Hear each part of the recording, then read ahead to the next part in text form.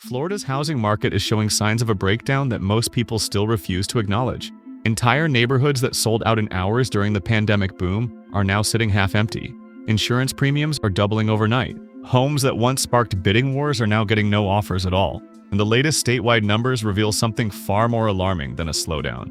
They point to a housing market quietly collapsing from the pressure of rising costs, fleeing insurers, stalled buyers, and a wave of panic that is spreading faster than anyone expected. Florida's housing market didn't collapse in a single moment. It unraveled through a series of quiet shifts that most people overlooked until it was too late.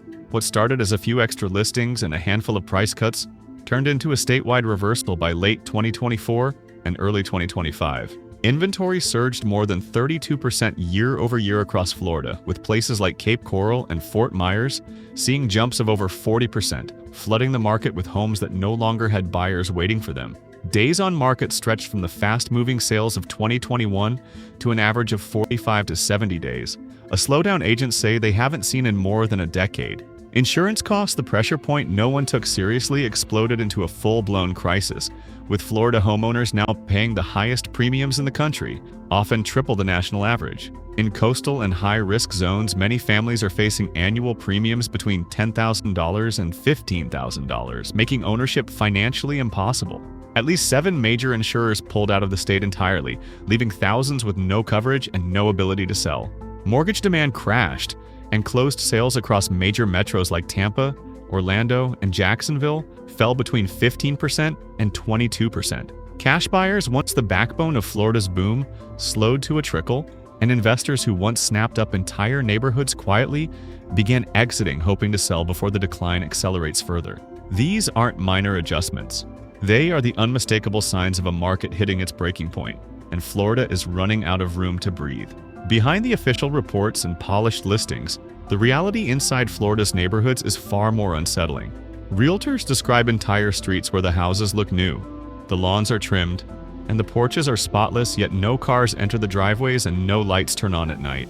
Contractors talk about renovated homes that sit untouched for months, perfect on the outside but empty inside, like showrooms waiting for buyers who never arrive. Property managers in Fort Myers and Cape Coral report units marked as occupied on paper but clearly vacant in person, with stale air, unopened mail, and electricity usage near zero. Insurance agents say they're fielding calls from homeowners begging for lower premiums, only to admit that no company will cover them at all. Builders, once overwhelmed with orders, now hold open houses where not a single person walks in. And investors who bought aggressively during the boom are quietly pulling out, leaving behind half-finished projects, rental homes that no longer cash flow, and properties they can't insure. Even inside gated communities, residents talk about neighbors disappearing overnight, homes turning dark, and streets becoming quieter than anyone remembers. These aren't isolated stories, they're warning signs spreading across the state, revealing a Florida that is hollowing out slowly, quietly, and far earlier than official data suggests. The numbers now emerging from Florida paint a picture far darker than what state officials are willing to say out loud. Across the state, active listings have surged to levels not seen since the post-2008 crash, with some metros showing inventory spikes of more than 40% compared to last year. Median days on market, which hovered in the single digits during the boom, have stretched sharply to 55, 65, even 70 days in multiple coastal cities, a sign of buyers pulling back at scale. Price reductions have become the new normal, with over 35% of all Florida listings cutting prices at least once, and some regions reporting 2 or 3 reductions before a single offer appears. Insurance premiums have jumped so aggressively that the average Florida homeowner now pays nearly 3 times the U.S. average, and in high-risk counties, annual premiums routinely cross $10,000 to $15,000, forcing thousands to list their homes simply because they can no longer afford to stay. Closed sales have fallen dramatically, down 15% to 22% across major markets like Tampa, Orlando, Jacksonville, and Naples. Meanwhile, foreclosure filings have increased 26% year over year, quietly rising while most of the country looks elsewhere. Even cash buyers, the group that kept Florida afloat through the pandemic, have slowed to their weakest pace in 6 years.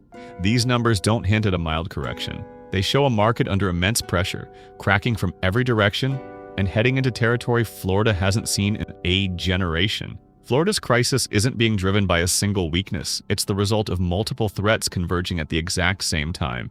Insurance was the first domino to fall.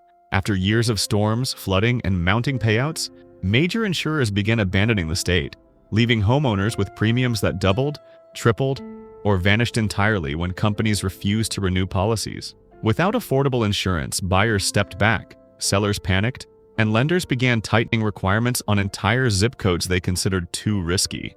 HOAs, especially in older coastal buildings, are collapsing under the weight of soaring maintenance costs and shrinking reserves, forcing residents to pay special assessments that can reach tens of thousands of dollars. Investors, once the driving force behind Florida's boom, have quietly begun unloading properties as rental income fails to keep up with taxes, repairs, and insurance costs. Developers paused or canceled projects when it became clear that pre-sales were drying up and financing was harder to secure. Add in the rising frequency of extreme weather, stricter building codes, and potential flood zone reclassifications, and the market now faces a chain reaction with no easy escape. Every part of the system that once made Florida unstoppable, cheap insurance, rapid construction, investor demand, and population growth, is now weakening at the same time, creating a perfect storm that threatens the entire foundation of the state's housing market. Behind every rising premium, every price cut, and every abandoned listing is a family caught in a situation they never saw coming. In cities like Fort Myers, Naples, and Sarasota, homeowners who rebuilt after storms now face insurance bills higher than their mortgages, forcing them to choose between keeping their homes or protecting their savings. Retirees who moved to Florida for peace and stability are watching their fixed incomes evaporate under the weight of unexpected assessments from struggling HOAs. Young families who bought at the peak are trapped in houses they can't afford to insure and can't sell without taking a devastating loss. Rental investors are finding their once profitable properties sitting empty, unable to attract tenants willing to pay escalating rents. Some neighborhoods now have homes where mail piles up untouched, lawns overgrow, and windows stay dark for months, signaling owners who quietly walked away. Even longtime residents speak about streets that feel emptier than ever, where the familiar sounds of kids playing or neighbors chatting have been replaced by silence. These aren't just economic shifts, they're emotional fractures, breaking the dreams of people who believed Florida would offer a better life, only to find themselves caught in a storm no one warned them about. Florida now stands at a crossroads, and neither direction leads back to the booming market people once knew. If prices continue their downward slide, the state could see a surge of strategic defaults as homeowners decide it makes more sense to walk away than to throw more money into insurance premiums, repairs, and taxes that never stop rising. Foreclosures would climb, distressed listings would multiply, and entire neighborhoods could slip into long-term decline.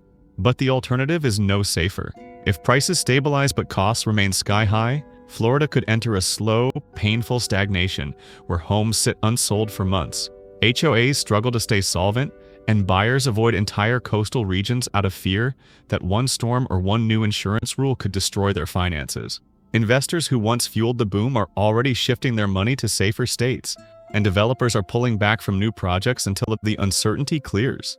Even population growth, Florida's greatest economic engine, is slowing as families rethink whether the sunshine is worth the rising risks. The next chapter of Florida's housing market will not be defined by growth, but by how much damage the state can absorb before the cracks spread deeper. Florida was once a symbol of endless possibility, a place where warm weather, cheap living, and booming growth promised a future brighter than anywhere else in the country. But that promise is cracking under pressures no market can withstand forever. The rising premiums, the silent neighborhoods, the unsold homes, the insurers fleeing, the buyers hesitating, they all point to a state wrestling with forces far bigger than real estate. Some will say this is temporary. Some will insist Florida always bounces back. But the truth is written in the numbers, in the darkened streets, and in the families trying desperately to escape a burden they never expected. Florida's housing market is not simply cooling, it's revealing how fragile the foundation always was. And now, the rest of the country is watching to see whether the Sunshine State is facing a passing storm or the beginning of a collapse that changes everything.